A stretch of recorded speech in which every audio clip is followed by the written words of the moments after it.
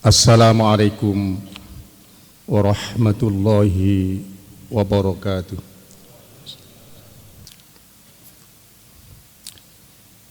Alhamdulillah. Alhamdulillahilladzi an'ama bi ni'matil iman wal islam wa waffaqana wa hadana ila daris salam. Asyhadu an la ilaha illallah wahdahu la syarika lahul malikul alam wa asyhadu anna Muhammadan abduhu wa rasuluhul mab'utsu ila khairil umam. Allahumma salli wa sallim wa barik ala sayyidina Muhammad wa ala alihi wa ashabihi wa man tabi'ahum bi ihsanin ila yaumil qiyam. Amma ba'du fa ya ibadallahi rahimakumullah.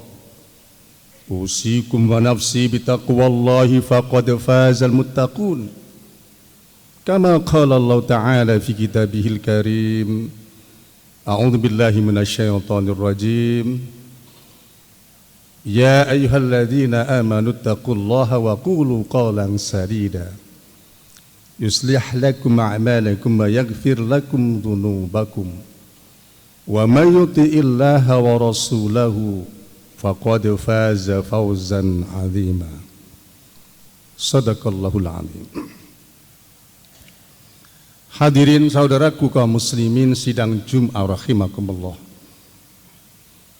Dalam doa pengantin yang biasa disampaikan oleh para kiai, para penghulu, para mudin, ada kalimat yang berbunyi begini.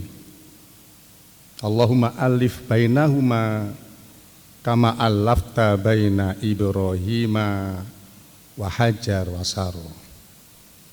Yang artinya kurang lebih, ya Allah, berikanlah cinta dan kasih sayang kepada mempelai berdua ini sebagaimana kau berikan cinta dan kasih sayang itu kepada Nabi Ibrahim dan istrinya Hajar dan Sarah.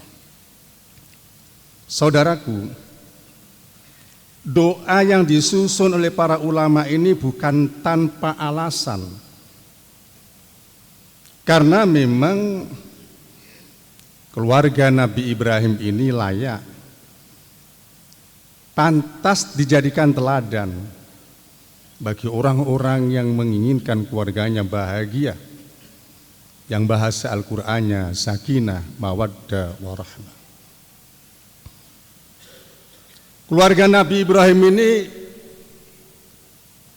dinyatakan keluarga yang sukses, keluarga yang ideal. Kalau kita melihat sejarah para nabi dan rasul itu banyak dari keturunan Nabi Ibrahim. Nabi kita Muhammad sallallahu alaihi wasallam itu keturunan Ibrahim dari jalan Nabi Ismail. Nabi Isa alaihissalam itu keturunan Nabi Ibrahim dari jalur Nabi Ishak. Ismail dan Ishak itu putra-putranya Nabi Ibrahim. Bahkan juga banyak di antara keturunan Nabi Ibrahim itu jadi raja. Sehingga layak jadikan sebuah doa yang disusun oleh para ulama yang kita contoh sampai sekarang ini.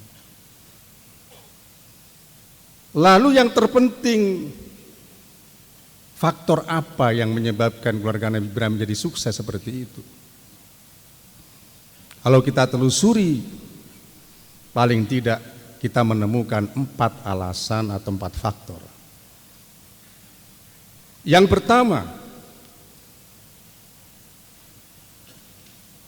Nabi Ibrahim membangun keluarganya, rumah tangganya ini di atas pondasi iman yang sangat kuat.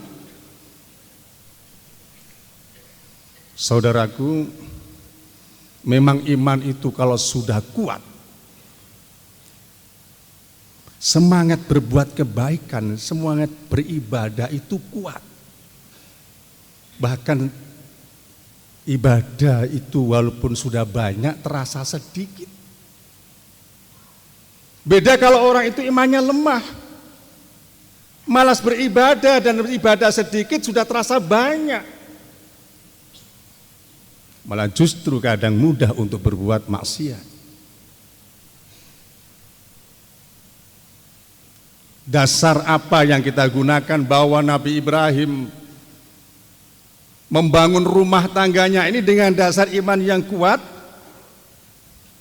Kita bisa misalnya melihat firman Allah di surat Ibrahim ayat 37. A'udzubillahi minasyaitonirrajim. Rabbana inni askantu min dzurriyyati biwadin ghairi dzi zar'in inda baitikal muharram. Rabbana liyuqimus shalah faj'al afidatan minan nasi tahwi ilaihim warzuqhum minats thamarati la'allahum yashkurun. Artinya, Tuhan kami, sesungguhnya aku menempatkan sebagian keturunanku di lembah yang gersang,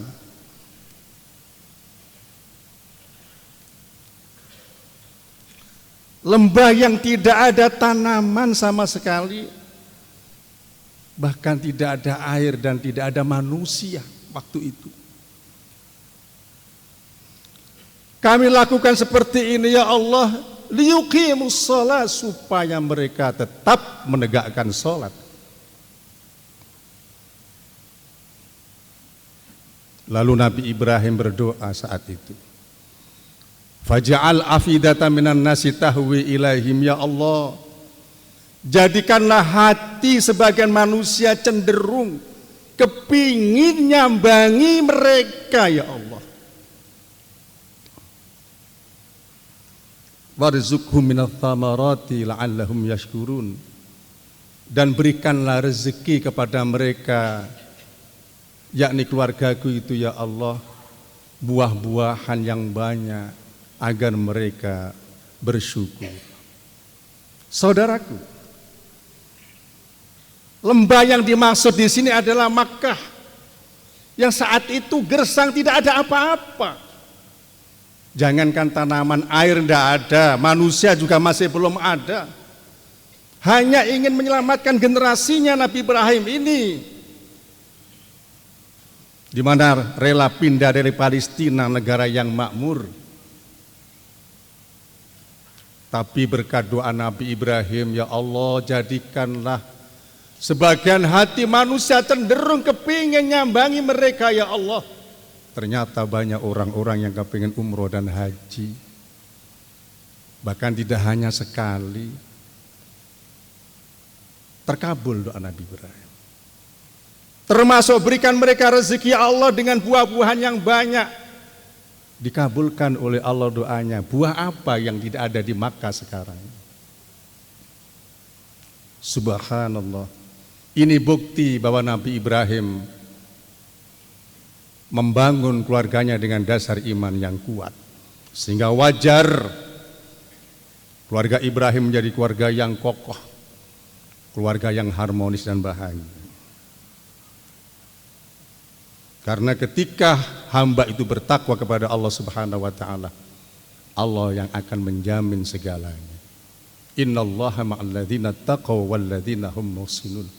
Sesungguhnya Allah beserta orang-orang yang bertakwa dan orang-orang yang berbuat kebaikan. Faktor yang kedua, mengapa keluarga Nabi Ibrahim menjadi keluarga yang sukses, yang pantas, layak untuk dicontoh? Kata Nabi Ibrahim, ikhtartu amrallahi ala amrin ghairih.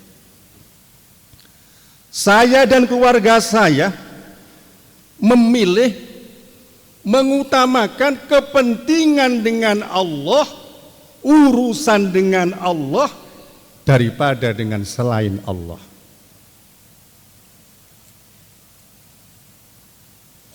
Dari kata-kata ini aja kita sudah bisa bayangkan bagaimana tidak bahagia keluarga ini.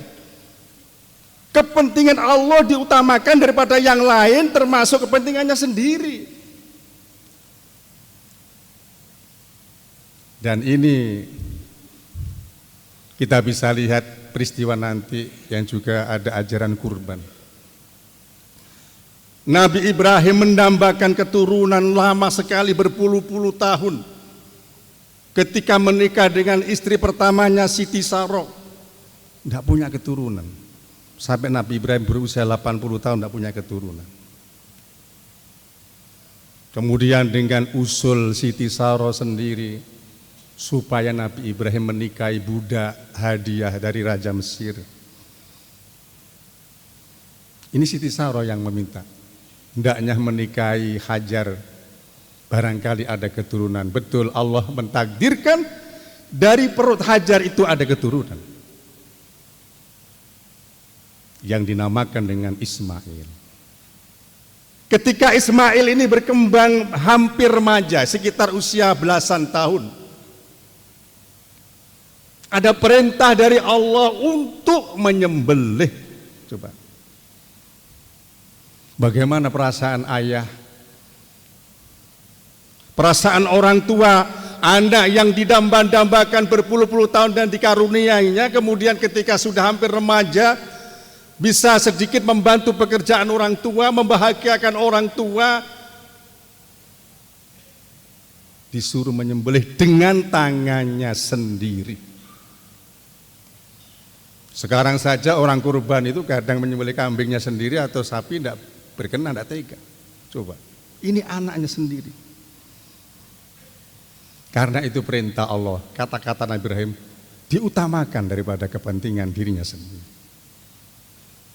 Bagaimana dengan Siti Hajar sebagai ibu Ismail? Sebenarnya juga berat mengorbankan buah hatinya itu. Siapa ibu tega anaknya dikurbankan seperti itu? Tetapi Siti Hajar bertanya kepada Nabi Ibrahim, apa ini perintah Allah? Dijawab oleh Ibrahim, iya, ini perintah Allah. Jawaban Siti Hajar, kalau ini memang perintah Allah, saya ikhlas. Luar biasa. Bagaimana pula dengan Ismail, anak yang masih menginjak remaja itu?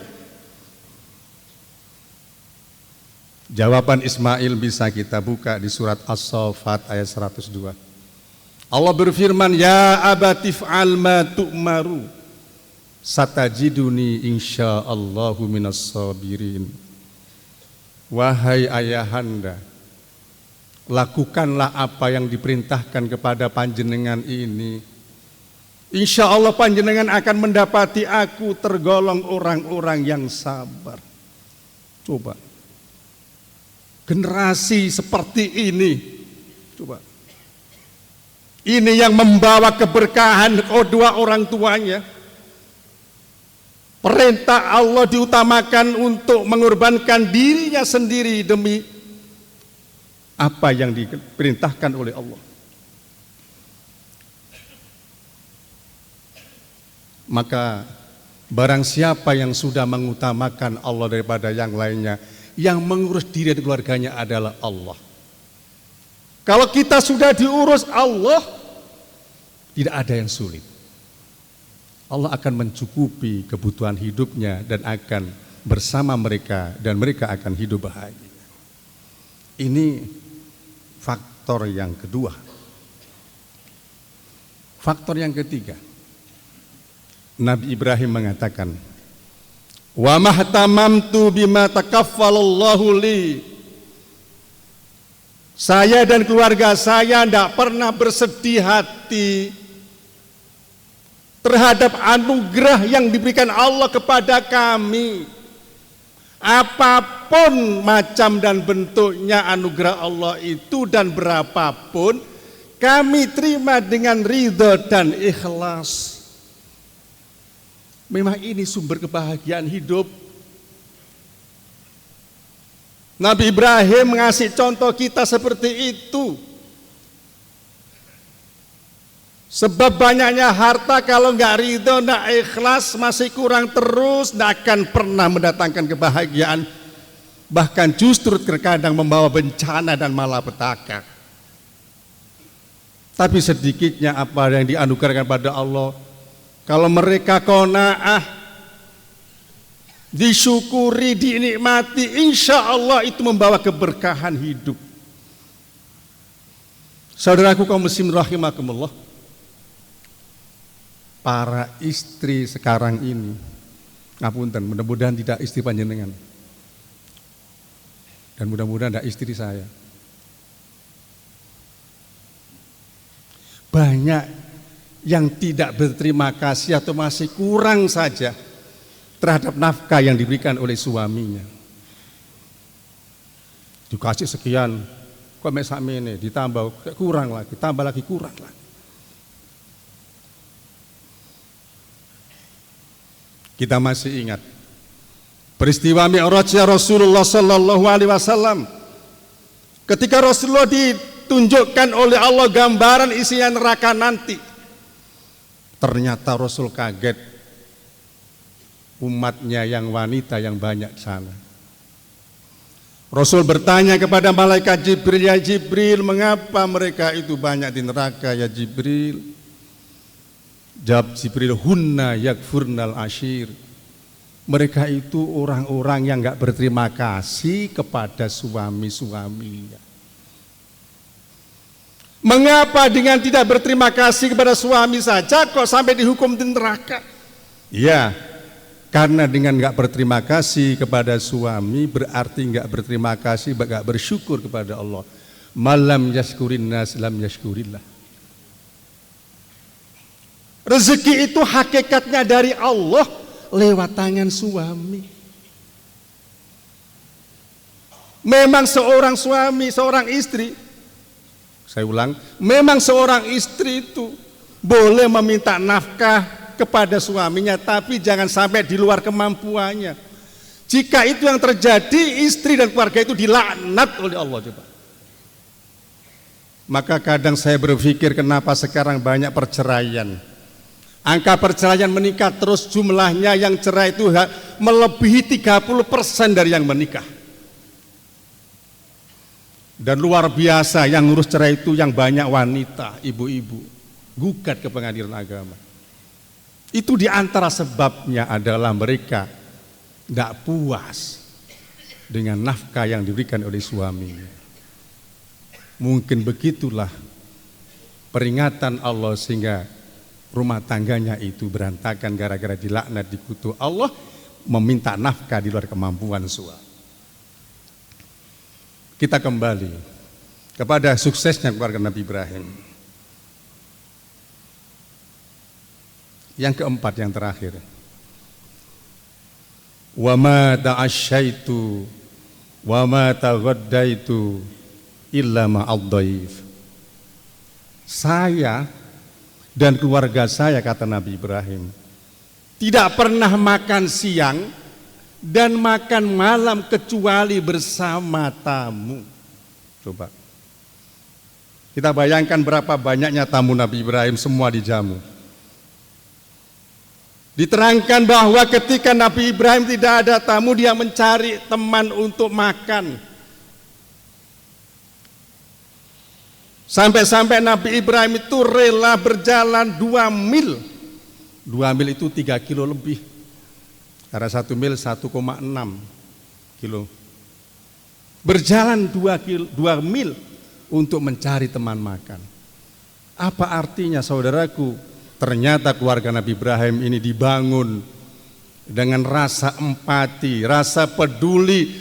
Tidak bisa menikmati anugerah Allah sendiri, tidak bisa. Kebahagiaannya tergantung sejauh mana bisa membahagiakan orang lain juga. Dan itu benar kata Rasulullah, wallahu fi aunil abdi ma kana al-abdu fi auni akhi. Kata Rasul, Allah itu akan menolong hamba selama hamba itu mau menolong saudaranya juga.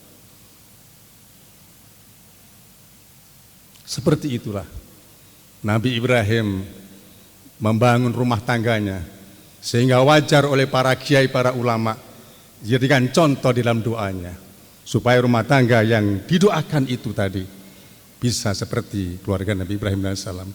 Mudah-mudahan keluarga kita pun bisa seperti itu, dan mudah-mudahan kita menjadikan bisa keluarga kita menjadi keluarga sakinah mawaddah warahmah. Amin Allahumma amin.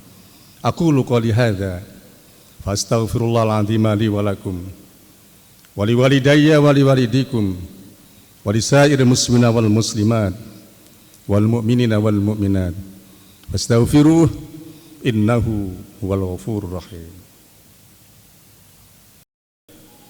Alhamdulillahilladzi amarna bittaqwa wa nahana 'anil ittiba'il hawa. Asyhadu an la ilaha illallah wahdahu la syarika lahul malikul a'la. Wa asyhadu anna Muhammadan abduhu wa rasuluhu nabiyyuhul mustafa. Allahumma salli wa sallim wa barik ala sayyidina Muhammad wa ala alihi wa ashabihi wa man iktada bil huda. Amma ba'du fa ya ibadallahi rahimakumullah. Usikum wa nafsi bitaqwallah ittaqullaha la'allakum turhamun. Qala Allah Ta'ala fi kitabil aziz, a'udzu billahi minasyaitonir rajim. Ya ayyuhalladzina amanu taqullaha haqqa tuqatih wa la tamutunna illa wa antum muslimun. Wa'lamu anna Allah amarakum bi amrin bada fi bi nafsi wa thanna bi malaikati qudsi. Fa qala azza min qail, inna Allaha wa malaikatahu yusholluna 'alan nabi. Ya ayyuhalladzina amanu sallu 'alaihi wa sallimu taslima. Allahumma salli wa sallim wa barik ala sayyidina Muhammad wa ala alihi wa ashabi ajma'in wa tabi'in wa tabi'i tabi'in wa rudha 'anna ma'ahum bi rahmatika ya arhamar rahimin. Allahumma ighfir lana wa li walidina wa li masyayikhina wa li muallimina wa li jami'il muslimina wal muslimat wal mu'minina wal mu'minat al ahya'i wal amwat. Allahumma aslih lana dinana alladhi wa ismatu amrina wa aslih lana dunyana allati fiha ma'ashuna wa aslih lana akhiratana allati ilaiha ma'aduna waj'alil hayata ziyadatan lana fi kulli khair waj'alil mauta rahatan lana min kulli syarr. Rabbana hab lana min azwajina wa dhurriyyatina qurrata a'yun waj'alna lil muttaqina imama.